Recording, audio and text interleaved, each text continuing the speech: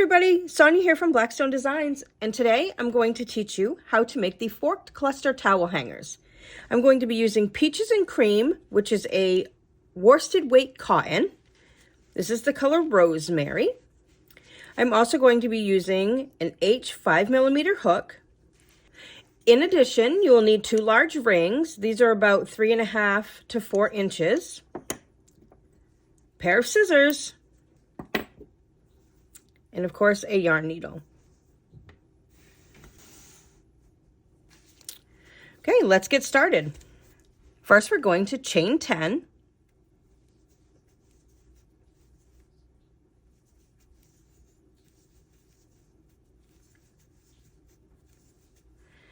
Then working in the back bump of the chain.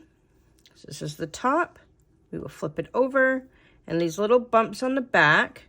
We're going to work in the back bump across, starting in the second chain from hook. Single crochet across.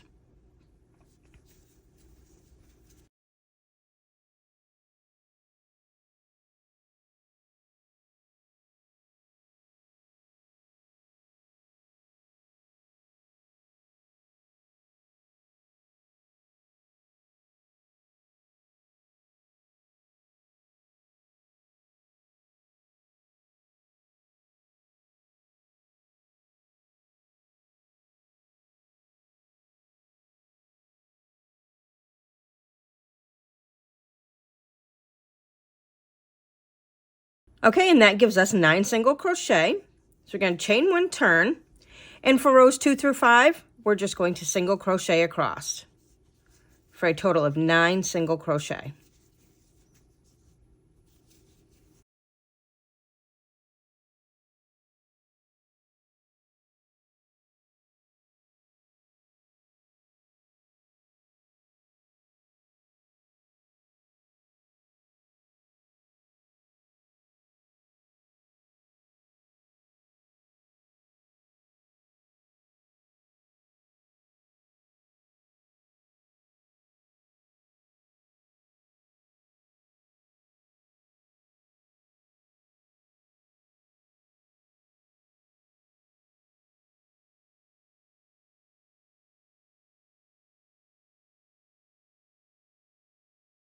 At the end of row 5, we're going to chain 2 and turn. And this is where we're going to begin the forked clusters.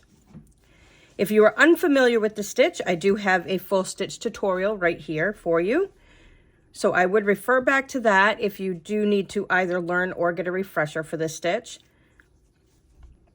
Okay, so let's yarn over, insert in that first stitch, yarn over, draw up a loop. Now we have the 3 loops. Yarn over, insert in next stitch, yarn over, draw up a loop. We now have 5 loops on our hook. Yarn over, draw through the first 3 loops only, and then yarn over, draw through those last 3 loops.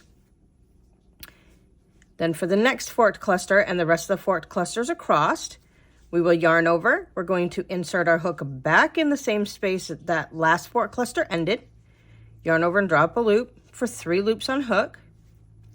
Yarn over, insert into the next stitch, yarn over, drop another loop. We now have 5. Yarn over, pull through the first 3 only, yarn over, pull through the next 3 only. And we will do that all the way across this row.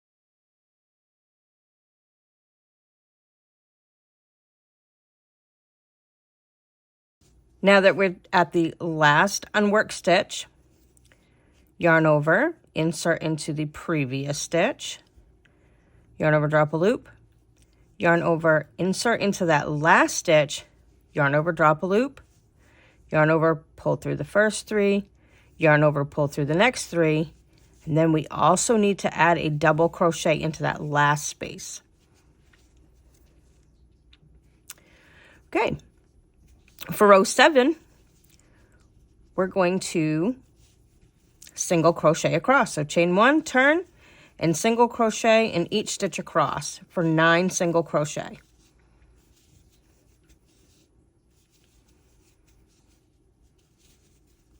And this will actually be the right side, although this is reversible and you can choose which side you find to be the prettiest.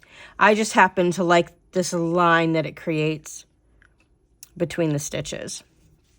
You don't have that on the other side. Though this is the right side of the forked clusters, so they're a little more pronounced. You may prefer that look instead. Okay, and then we're going to chain 2 again, turn, and this is going to be another forked cluster row.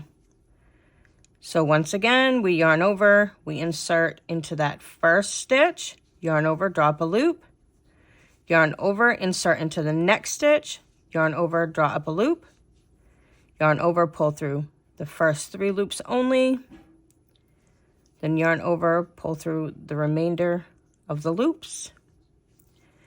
For the second fork cluster, we yarn over and we insert our hook back into that same space where the last fork cluster ended. Yarn over, draw up a loop, yarn over, insert into the next unworked stitch, yarn over, draw up a loop, yarn over, pull through the first 3 loops, yarn over, pull through the remainder, all the way across. So every forked cluster row is going to have 8 forked clusters plus 1 double crochet. And every single crochet row will have 9 single crochets.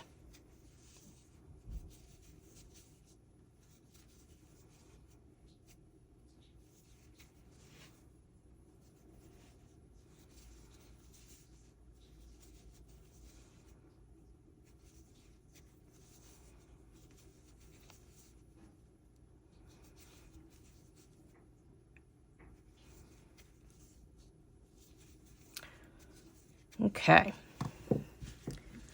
We will continue repeating rows 6 and 7, which is 6 is that forked cluster row, 7 is the single crochet in between, for a total of 18 rows or less. So the size of your towel hangers all depends on your stove handle. You might not need as much space, so that's completely up to you. But I would say the standard is about 8 inches long.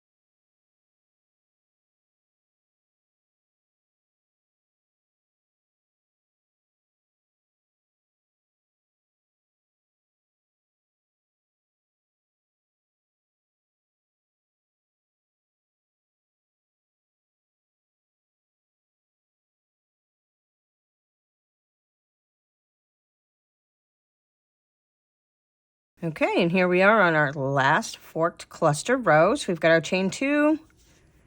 We're inserting in the first and the second stitches to create the forked cluster. Now here, the second and the third. The third and the fourth.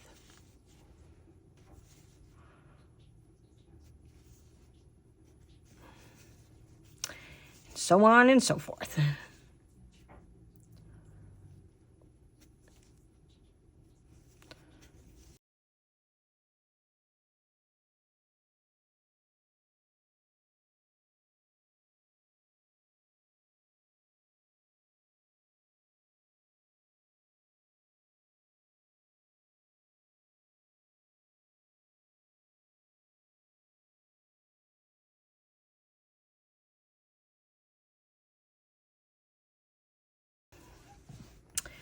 Okay, so this is what it looks like when you get to the last forked cluster row.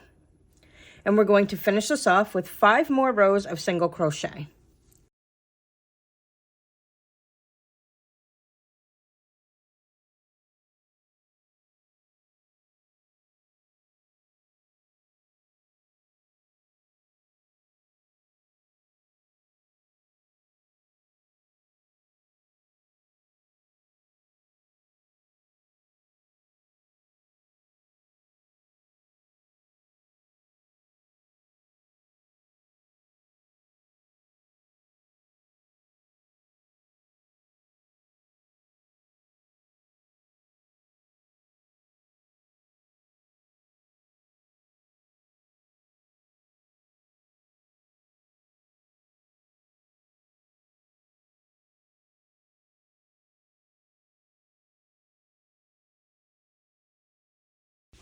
Okay, and there's the whole thing. Now at this point you can decide whether or not you like that jagged edge. Some people like that raw look. Or you can do step 24, which is 2 single crochet around the outside of the whole piece. You will put 1 single crochet in the end of every row and in every stitch all the way around.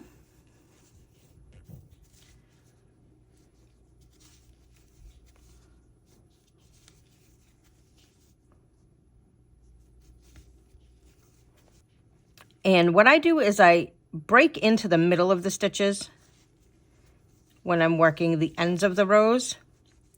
That way it doesn't leave these giant gaps. If I were to go around the stitch, see how it leaves a pretty big hole? Opposed to if you break into the stitch and go down through the middle, it leaves some of the yarn there in the middle and it closes that gap.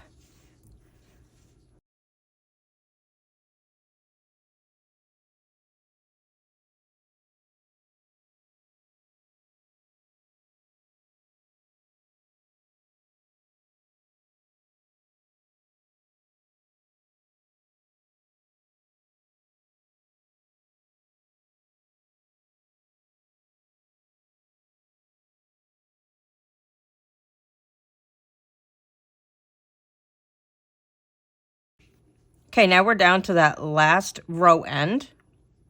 Then when we turn, this will be our first stitch going across. So we are going to hit both of those. Crochet in the end, turn it, crochet in that first stitch. Now I'm leaving this tail loose for sewing onto the ring after. But if you prefer not to have to do any sewing, there is a way that you can just single crochet around the ring. So you're just going to hold the ring right to the piece. You will insert your hook into your stitch through the ring like this, grabbing the yarn from the other side, so how it's wrapping up around, and you will pull it up through both, like through the middle of the ring and through this stitch, and then you will complete a single crochet. Insert your hook into the stitch and through the center of the ring, grabbing the yarn from behind it so it wraps over the top of the ring, pull it through the center of the ring and through that stitch, and then complete a single crochet. So you can do that across, and that has a pretty look as well. This is not what I did for the pattern, but it is a way that you can skip any sewing if you don't like to do sewing. Just like that. Now I'm going to pull that out just so that this goes more along with the pattern tutorial. So we're going to continue single crocheting in each stitch across.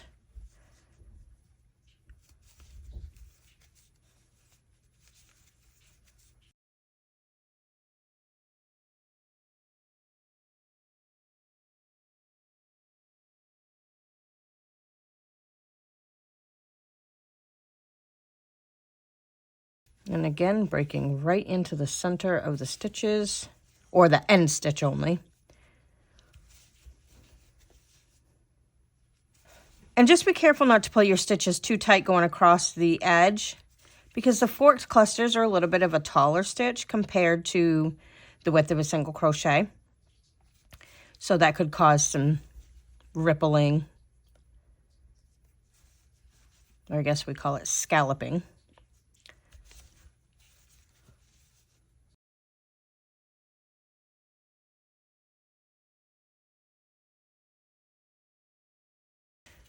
Okay, and then back across the top.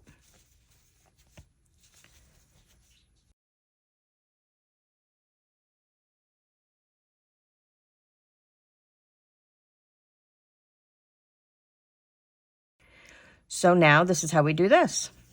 You're going to pick which side you like better. Personally, I like this side better, so I call this the right side. This is the one that we did the single crochets around. If you prefer the other side, you may want it to turn at row 24 and work back across to keep your single crochets on that side. This is my finished side, but this is the other side. So if you prefer this look better, you can always use that. Whichever way you're going to do it, we're going to put the wooden ring in here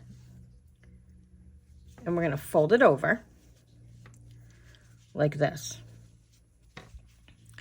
Then we're going to sew this last row right here, which is technically row 24 or round 24 from putting on the finish.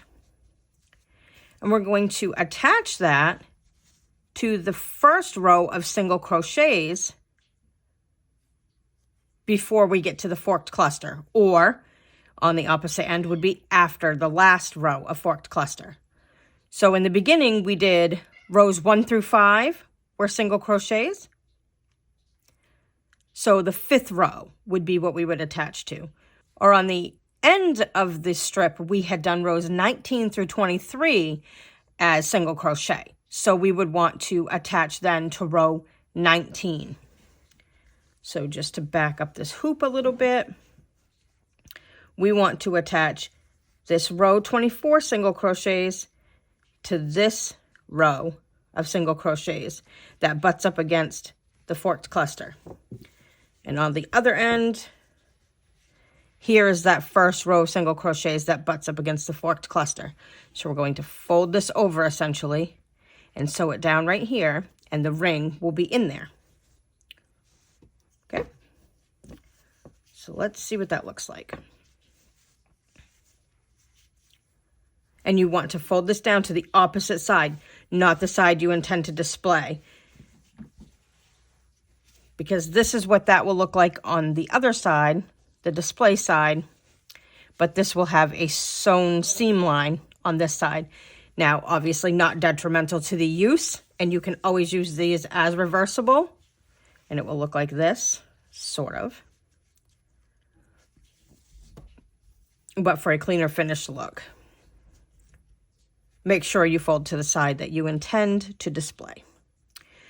Okay, so we're going to insert our needle into that first row, to that first stitch, and then into the first stitch of that other row. And then we'll pull it out. And we will just cross across to the next single crochet, insert our hook down in between that, and then when we come back up, we want to be coming through the loops of the next single crochet. Then we will cross over again to the next stitch, insert our hook through the loops, and then we will come down through the next single crochet on the other side, like this. And then cross over again, insert, and come up through the next unworked stitch. Insert down through, come up through the next single crochet. And that's it. You're just going to sew them together.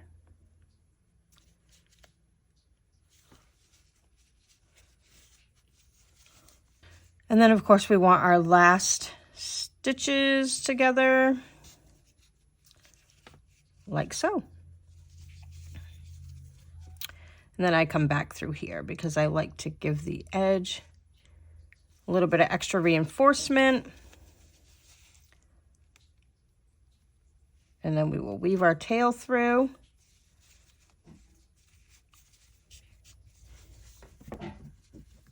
And fasten that off in the usual way. We just break right through all the tails to really stick that in there. Then we can clip off the remaining. And then we will grab our other ring and do the same on the opposite side. That's why I kept the tail. Okay, so fold this over that next ring and then start sewing across.